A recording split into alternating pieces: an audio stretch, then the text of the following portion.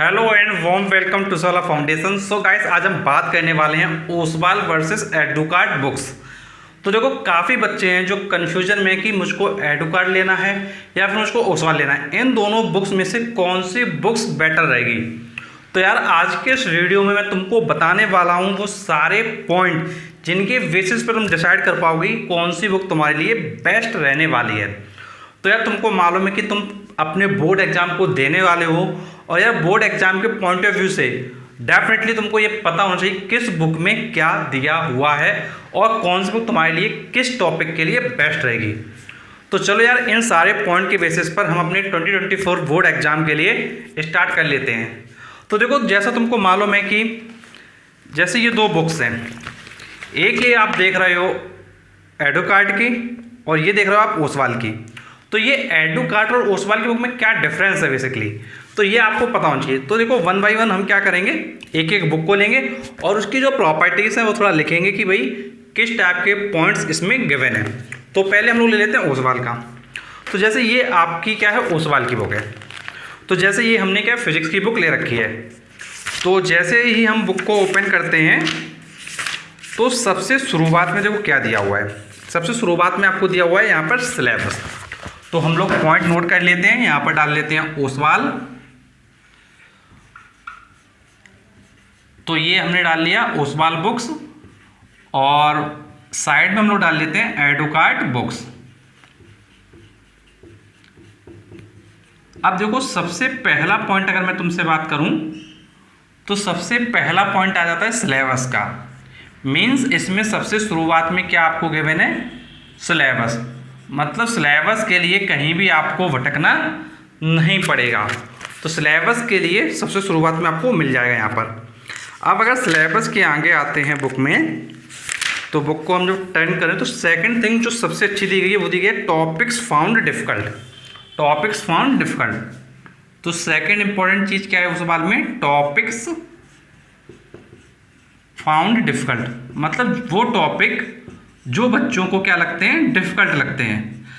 तो ये शुरुआत में आपको बता दे रहे हैं कि भाई कौन कौन से वो टॉपिक हैं जो बच्चों को सही से समझ में, अच्छे समझ में नहीं आता है। तो वो भी टॉपिक क्या है, दिए गए हैं। अगर इसके बाद मैं आपसे नेक्स्ट टॉपिक में बात करूं तो नेक्स्ट पॉइंट में हम लोग बात करेंगे। तो देखो, नेक्स्ट पॉइंट में इन्होंने दिया हुआ है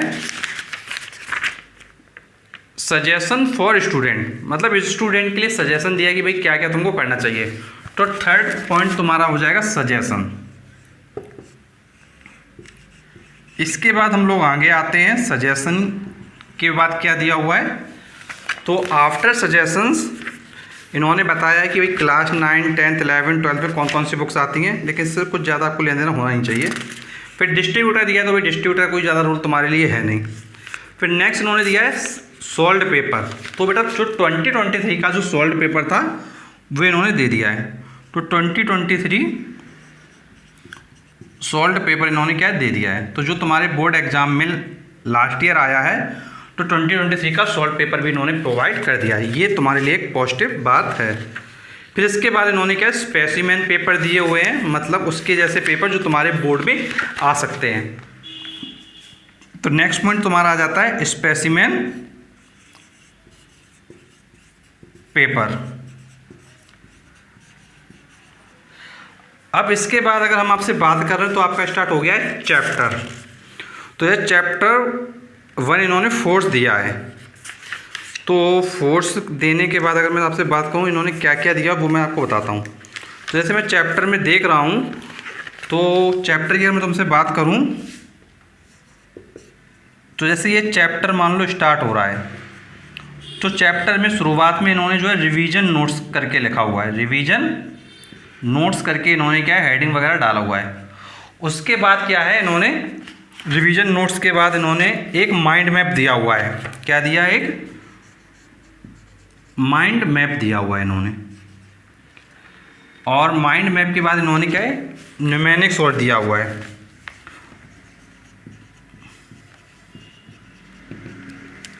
और बेटा यहाँ पर अगर मैं आपसे बात करूँ थ्योरी की, तो बेटा थ्योरी क्या है, इन्होंने बहुत डिटेल्ड में नहीं दिया है। थ्योरी गिवन है चैप्टर में, लेकिन बहुत ज़्यादा डिटेल्ड में नहीं है। तो मैं कहूँगा थ्योरी इन्होंने क्या दिया है, वेरी शॉर्ट कर दिया है, मतलब थ्योरी को बहुत छोटा करके बताया इन्होंने। इसके बाद जब चैप्टर में आगे आते हैं तो आगे आपसे बात करता हूँ। तो आगे इन्होंने MCQ दिया है 1 मार्क वाले, फिर 2 मार्क वाले क्वेश्चन दिए, 3 मार्क्स वाले दिए और 4 मार्क्स वाले दिए हैं, और इनका सोल्यूशन भी दिया। और इसी के बाद आपका जो चैप्टर है वो क्या है, एंड हो गया है। तो मैं आपके लिख देता हूँ क्या क्या दिया इन्होंने। 1 मार्क वाले MCQ दिए हैं, इसके बाद 2 मार्क वाले क्वेश्चन हैं, 3 मार्क्स वाले भी हैं और 4 मार्क्स वाले भी क्वेश्चन हैं। तो ये पूरा उस सवाल में दिया हुआ है। तो ये तो उस सवाल में होगा कि भाई क्या क्या गिवन है। अब अगर हम इसी बेसिस पे बात करें एडुकार्ड की, तो बेटा ये एडुकार्ड की बुक है। अगर हम एडुकार्ड की बुक में शुरुआत में आते हैं तो शुरुआत में इन्होंने क्या दिया है उसकी बात करते हैं। तो शुरुआत में इन्होंने जो है सिलेबस करके लिखा हुआ है और कौन कौन सी यूनिट्स है वो दिया हुआ है। तो शुरुआत में इन्होंने सिलेबस करके मेंशन किया हुआ है, लेकिन सिलेबस इन्होंने जो है डिटेल्ड में नहीं दिया है। एडुकार्ड वालों ने सिलेबस क्या है डिटेल्ड में नहीं दिया है, लेकिन इन्होंने सिलेबस क्या है बहुत ही डिटेल में दिया है, बहुत ही अच्छे से डिस्क्राइब किया सिलेबस को। मतलब जो सिलेबस बोर्ड में है, जो वेबसाइट पर है, उसी बेसिस पर उस वालों ने दे दिया है, लेकिन इन लोगों ने ऐसा नहीं किया है। सिलेबस के पॉइंट में हम कहेंगे यहाँ नेगेटिव पॉइंट देंगे हम।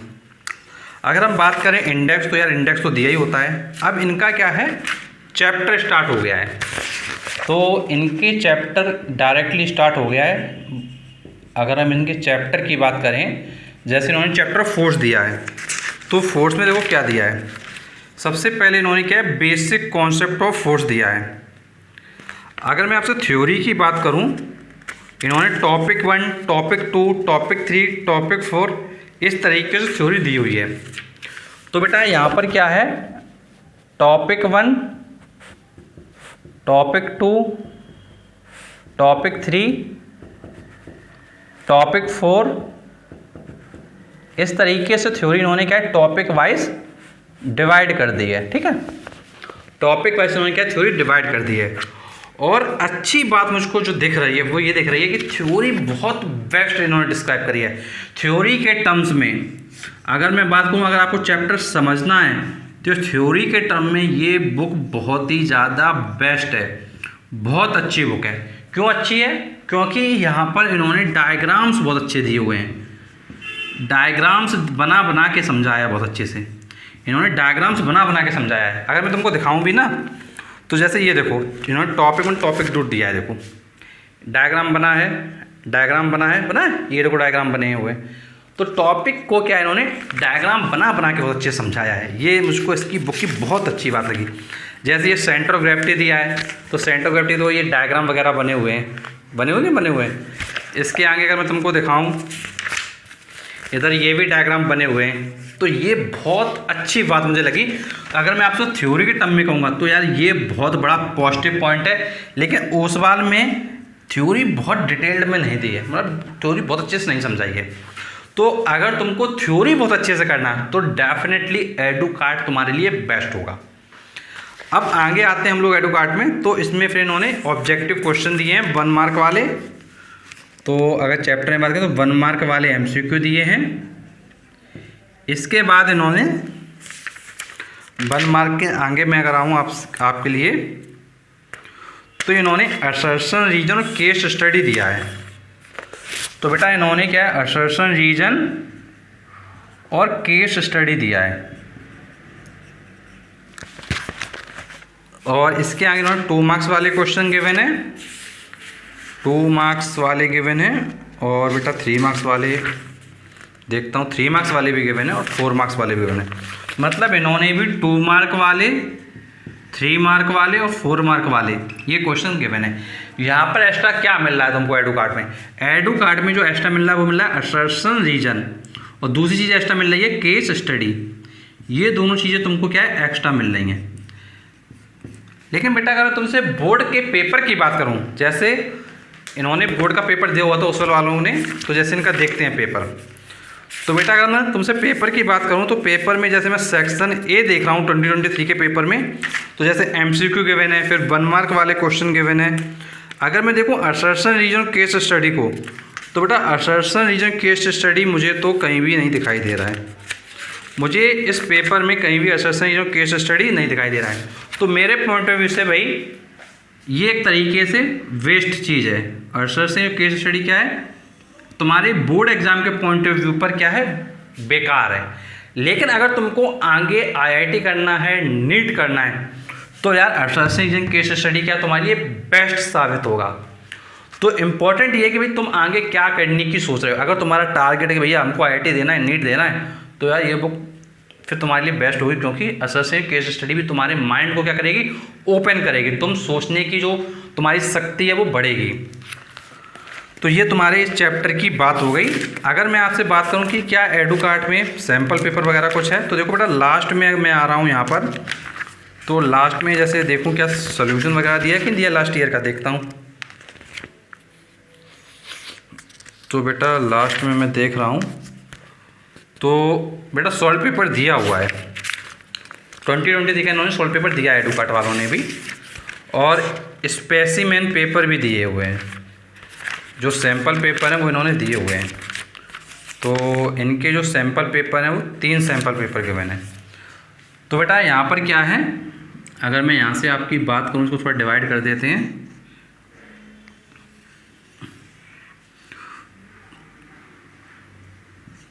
तो 2023 का पेपर दिया है और सैम्पल पेपर भी दिया है, तो सैम्पल पेपर भी गिवन है। तो ये तुमने सारी चीज़ें समझी। अब अगर मैं तुमको समझाऊं तो तुम देख सकते हो कि भाई सिलेबस ओसवाल से मिल जाएगा, लेकिन एडुकार्ट में डिटेल सिलेबस नहीं मिलेगा तुम्हारे बोर्ड का। टॉपिक कौन कौन से डिफ़िकल्ट है वो तुमको ओसवाल में मिल जाएंगे, लेकिन यहाँ पर डिफ़िकल्ट टॉपिक के बारे में नहीं दिया है। यहाँ पर स्टूडेंट को सजेशन दिया जा रहा है कि भाई क्या क्या तुम कर सकते हो, लेकिन यहाँ पर ऐसा सजेशन नहीं दिया गया है। यहाँ सॉल्व पेपर है तो यार यहाँ पर भी सॉल्व पेपर है, इसमें स्पेसिमेन पेपर यहाँ पर भी है, तो बेटा यहाँ पे सैम्पल पेपर है, कोई प्रॉब्लम की बात नहीं। अगर चैप्टर की बात करें तो बेटा यहाँ पर जो थ्योरी वगैरह है, जो थ्योरी है वो क्या है, शॉर्ट में दिया है। थ्योरी कैसे दिया है इन्होंने, शॉर्ट में दिया है थ्योरी को। तो बेटा थ्योरी को शॉर्ट में दे दिया उस वालों ने, लेकिन एडुकार्ट वालों ने थ्योरी को बेस्ट वे में दिया है, डायग्राम के बेसिस पे समझाया है कि तुम समझ जाओ। तो डायग्राम के बेसिस पे इन्होंने क्या बहुत अच्छा समझाया है। और बेटा एडुकार्ट वालों ने असर्शन रीजन केस स्टडी को क्या एक्स्ट्रा दे दिया है, इसकी कोई अभी तुम्हारे लिए नीड नहीं है। लेकिन अगर तुम आईआईटी और नीट का सोच रहे हो तो यार तुम्हारे लिए असर्शन रीजन और केस स्टडी क्या है, बहुत इंपॉर्टेंट है। तो ये चीज़ तुमने समझी। अब बात आती है कि भाई दोनों बुक्स हैं, कौन सी लेना है। यार एक पॉइंट बताता हूँ कि ये बुक्स हैं कितने कितने की।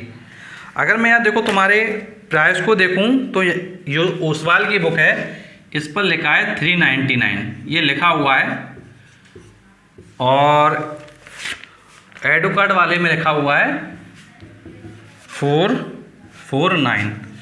तो बेटा ये बुक के क्या है, मार्क प्राइस है, जो भी इस पे एमआरपी मेंशन है। लेकिन आपको बताना चाहूँगा जितनी भी ये बुक होती हैं मार्केट में, ये सारे की सारी बुक क्या है 50% डिस्काउंट पे मिलती हैं। चाहे आप इसकी बात कर लो, चाहे आप इसकी बात कर लो, दोनों ही बुक 50 से 20% का डिस्काउंट जो बुक स्टॉल वाले होते हैं वो प्रोवाइड करते हैं। और बेटा ऑनलाइन वगैरह से लेना तो ऑनलाइन वाले भी आपको 50, 20, 25, 30% तक प्रोवाइड कर देते हैं। तो आप अगर बाई वगैरह करना चाहते हो तो डिस्क्रिप्शन में दोनों बुक का आपको क्या लिंक मिल जाएगा, एडुकार्ट का ही मिलेगा और ओसवाल का ही मिलेगा। अगर आप बाई करना चाहो तो ऑनलाइन क्या है, घर बैठे बाई कर सकते हो। लेकिन क्वेश्चन तो यही फंसा है कि भाई खरीदें कौन सी, ये ले लें कि ये ले लें, ये ले लें कि ये ले लें। तो मैं तुमको बताता हूँ सिंपल तरीका। तो बेटा आप खुद देख सकते हो, यहाँ सिलेबस मिल जाएगा हमको अच्छे तरीके से, टिप्स मिल जाएंगी अच्छी तरीके से, और हमको टॉपिक मिल जाएंगे कौन कौन से डिफ़िकल्ट आते हैं, और शॉर्ट में रिवीजन नोट्स भी मिल जाएगा। और यहाँ पर क्या मिलेगा, यहाँ पे डिटेल में अच्छे से थ्योरी समझाई गई है। अगर आपको सलीना की बुक समझ में नहीं आ रही है तो इस बुक में, एडुकार्ट की बुक में बहुत अच्छे से थ्योरी को डायग्राम्स के बेसिस पे समझाया गया है। तो यह समझने में बहुत क्या होगी, आसानी होगी, तुमको चैप्टर बहुत अच्छे से क्लियर हो जाएगा। फिर यार इसमें अगर तुम्हारा आईआईटी नीट वगैरह में जाने का मन है तो यार तुमको assertion reason case study extra दे दिया है, जो तुम्हारे माइंड को बिल्कुल क्या ओपन कर देगा एडुकार्ट की बुक से। और बेटा यहाँ पर टॉपिक वाइज दिया गया, मतलब चैप्टर को काफ़ी अच्छे डिस्क्राइब करने के लिए इन्होंने टॉपिक्स में डिवाइड कर दिया है। एक ये इस बुक की बहुत पॉजिटिव वैल्यू है। और बेटा जितने भी ये क्वेश्चन वगैरह इन्होंने दिए हैं 1 मार्क वाले, 2 मार्क वाले, 3 मार्क वाले और 4 मार्क वाले, डायग्राम के बेसिस पे अच्छे से एडुकार्ड ने समझाया है। लेकिन यार यहाँ पर डायग्राम है, लेकिन यार यहाँ पर उतने डायग्राम नहीं है जितना एडुकार्ड वालों ने डायग्राम दिए हुए हैं। तो अगर मैं अपनी पर्सनल चॉइस के बेसिस से बात करूँ, अगर मैं एक स्टूडेंट